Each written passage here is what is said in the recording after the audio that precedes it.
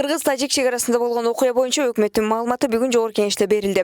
Отурум жабык эшик артында өттү. Депутат Алмамбет Шыкмаматов жабык эшик артында каралган чегара маселесин талкуулоо учурунда кандай көйгөйлөр көтөрүлгөнүнө кыскача токтолду. Келишимдердин эки мамлекеттин ортосундагы келишимдердин аткарылышы боюнча маселелер бар экен.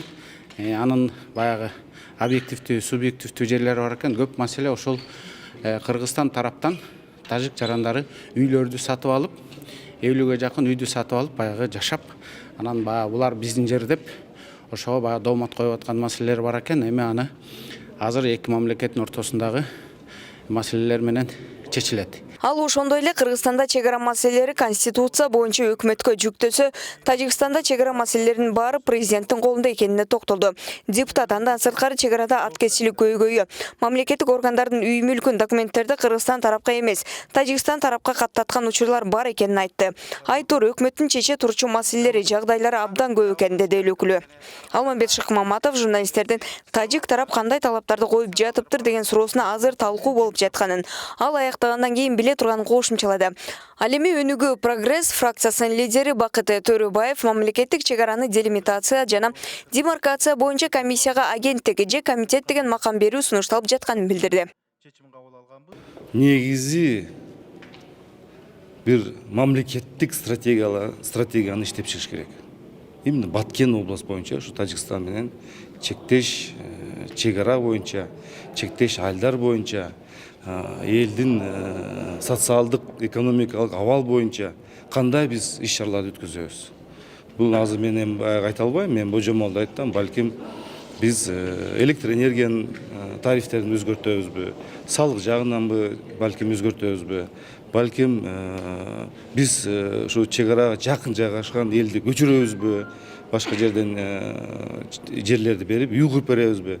Мына окшогон маселелерди караш керек. Бакыт Төрөбаевдин айтымында Баткендеги чегара чатагы боюнча Кыргызстан тараптан Тажикстанга оор артиллерияларды колдонгондугу боюнча дагы доомат коюлду. Бүгүнкү күндө Душанбеге сүйлөшүүлөрдү жүргүзүү үчүн чакан топ чыгып кеткен. Бул чыр менин оюм боюнча токтобойт. Анткени биздин кошуна мамлекет ал дагы өзүнүн жерин бергиси келбейт. Бул жердеги негизгиси жоопкерчилик. Сиздер жакшы билесиңер, азыр 1 метр жерди берип койсоң, эртең сен элдин душманы, элди жерди саттың деген элдин атынан чыккан сөздөр болот.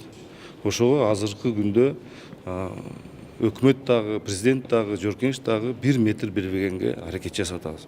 Ошондой эле парламентте чегара кызматын Баткенге көчүрүү боюнча ойлор ортого салынганын белгиледи.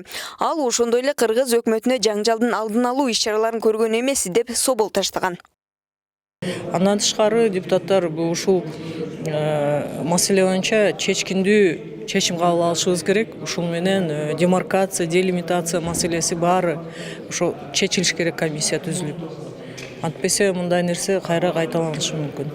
Бирок катуу талкуулап атат, абдан чекит коелу, чечели депчи.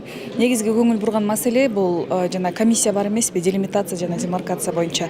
Ошолордун ишмердүүлүгү боюнча сын айтылып атат. Туруктуубу ал комиссия, кимдер мүчө, барганда даярданып барышабы деп ошол маселе каралып атат. Биздин кадрлардын деңгээлдери ошондой тең ата сүйлөшүүдө кадрдын деңгээлдеги ошондой маселелерди биздин ошол өкмөтүбүз ошону чечиш керек. Чечпесе мындай сүйлөшүүлөр акырына чейин чыкпайт деген ойдомун.